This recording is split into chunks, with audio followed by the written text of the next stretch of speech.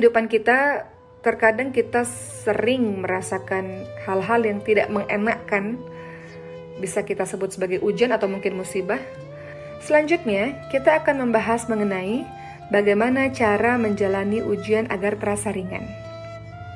Pertama, adalah mengimani takdir Allah.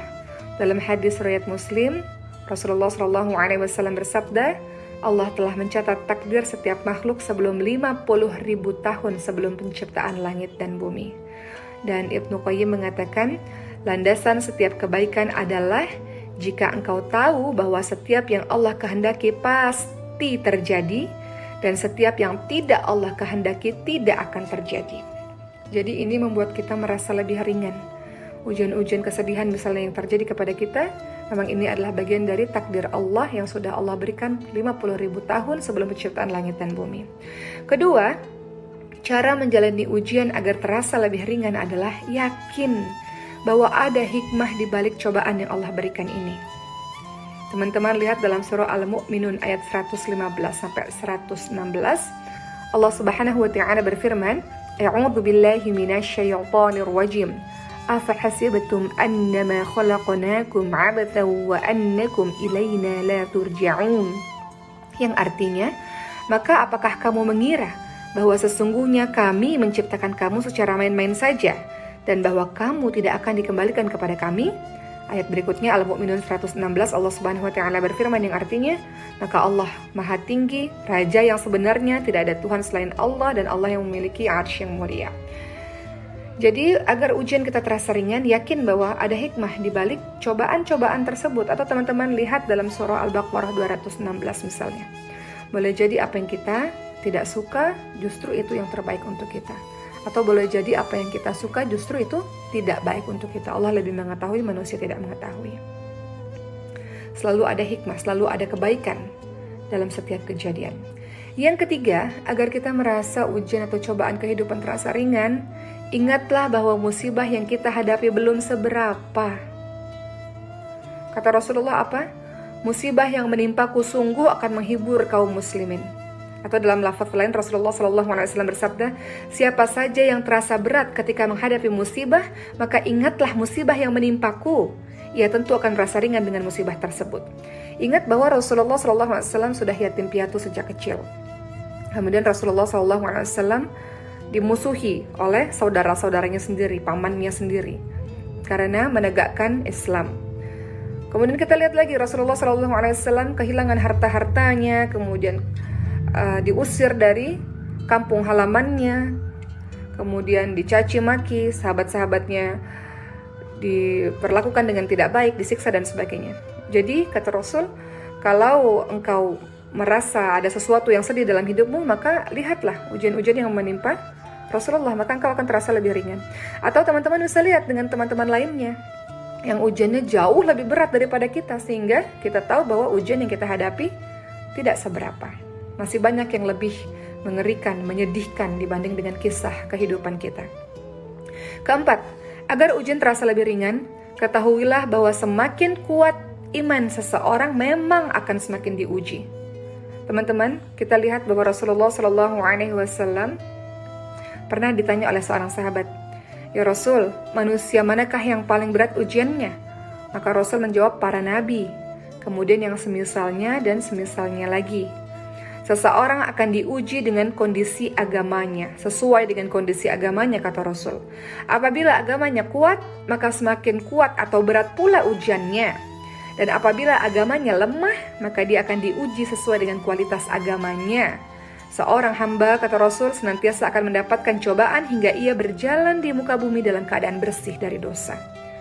Jadi kalau keimanan level tinggi, maka yang akan mengganggu jin level tinggi juga. Ketahuilah, tadi yang keempat ya, untuk kita merasa ringan dalam ujian, bahwa semakin kuat iman seseorang, maka dia ujiannya akan semakin besar. Yang kelima, agar terasa lebih ringan dalam menghadapi ujian-ujian Allah, yakinlah bahwa di balik kesulitan pasti ada kemudahan. Kata Allah apa dalam surah Al-Nashr yang sering teman-teman baca? Fa inna ma'al usri yusra. inna ma'al usri yusra. Sesungguhnya sesudah kesulitan ada kemudahan. Diulang lagi ayat tersebut. Sesungguhnya sesudah kesulitan ada kemudahan. Pasti ada kemudahan. Allah kasih ujian, Allah kasih solusi teman-teman sekalian. Bahkan Allah sendiri yang janji, dalam setiap kesulitan yang engkau hadapi ada kemudahan, jangan khawatir. Selama engkau bersama dengan Allah, Allah hanya ingin lihat seberapa jauh keimananmu, kedekatanmu kepada Allah. Allah akan kasih solusi dari permasalahanmu. Kemudian yang keenam, supaya engkau merasa lebih ringan dalam menghadapi ujian-ujian kehidupan, hadapilah cobaan dengan bersabar. Bersabar. Ali bin Abi Thalib radhiyallahu anhu mengatakan, sabar dan iman adalah bagaikan kepala pada jasad manusia. Oleh karenanya, tidak beriman dengan iman yang sempurna jika seseorang tidak memiliki kesabaran. Apa itu sabar, sahabat sekalian? Sabar adalah menahan hati dan lisan dari berkeluh kesah, serta menahan anggota badan dari perilaku emosional seperti menampar pipi, merobek baju, dan yang lainnya. Kemudian yang ketujuh, cara agar kita ringan dalam menghadapi ujian, bersabarlah di awal musibah. Kata Rasulullah ketika melihat ada seorang perempuan menangis di kuburan meretap, kata Rasul untuk bersabar kepada perempuan tersebut. Dan Rasul pun menasihati perempuan tersebut bahwa yang namanya sabar seharusnya dimulai ketika awal ditimpa musibah.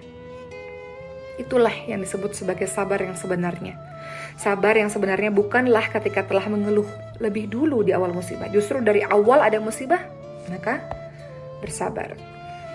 Kedelapan, cara agar ringan dalam menghadapi ujian, yakin bahwa pahala sabar begitu besar. Teman-teman ingat surah Az-Zumar ayat 10, Allah Subhanahu wa taala berfirman, A'udzu billahi minasyaitonir rajim. Innama yuwaffas sabiruna ajrahum bighairi hisab. Apa artinya? Sesungguhnya hanya orang-orang yang bersabarlah yang dicukupkan pahala mereka tanpa batas. Atau dalam hadis surat Muslim, Rasulullah SAW bersabda, tidaklah seorang mukmin tertimpa suatu musibah berupa rasa sakit, rasa capek, sakit, sedih, dan kekhawatiran yang menerpa, melainkan dosa-dosa mereka akan diampuni oleh Allah Subhanahu wa taala. Dan kemudian yang kesembilan, supaya kita merasa lebih ringan dalam menghadapi ujian, ucap inna lillahi wa inna ilaihi raji'un. Ummu Salamah saat sebelum menikah dengan Rasul, pada saat itu masih menjadi istri dari Abu Salamah. Abu Salamah meninggal dunia. Maka Ummu Salamah pun mengucapkan inna lillahi wa inna ilaihi raji'un. Kemudian beliau berdoa, ya Allah, berilah ganjaran terhadap musibah yang menimpaku dan berilah ganti dengan yang lebih baik. Dan akhirnya apa? Allah berikan kesabaran untuk Ummu Salamah, dan Ummu Salamah akhirnya menikah dengan Nabi Muhammad SAW. Allah ganti dengan yang lebih baik. Jadi ucapkan kalimat inna lillahi wa inna ilaihi raji'un tersebut, sahabat sekalian. Dan yang terakhir, supaya kita merasa ujian yang kita hadapi terasa lebih ringan, maka introspeksi diri. Kita sudah sama-sama pernah membaca surah Asy-Syura ayat 30 ya. A'udzu billahi minasyaitonir rajim. Kata Allah apa? Wa ma asabakum min musibatin fabima kasabat aydikum. Dan apa saja musibah yang menimpa kamu, maka adalah disebabkan oleh perbuatan tanganmu sendiri. Musibah atau cobaan yang terjadi kepada kita bisa saja disebabkan dosa-dosa yang pernah kita perbuat, baik itu misalnya syirik atau dosa-dosa besar lainnya, maksiat dan lainnya. Kita lihat dari perkataan Ibnu Abbas, beliau mengatakan akan disegerakan siksaan bagi orang-orang beriman di dunia disebabkan dosa-dosa yang mereka perbuat, dan dengan itu mereka tidak disiksa atau diperingan siksanya di akhirat. Jadi mudah-mudahan dengan 10 poin yang sudah saya sampaikan tadi, teman-teman merasa lebih ringan dalam menghadapi ujian-ujian Allah. Itu pasti terjadi di kehidupan kita, dan senantiasa dekat kepada Allah, karena musibah terbesar bagi seorang mukmin adalah ketika dia berlari jauh daripada Allah Subhanahu wa taala. Allah tidak tinggalkan dia, tapi dia yang malah meninggalkan Allah. Semoga bermanfaat.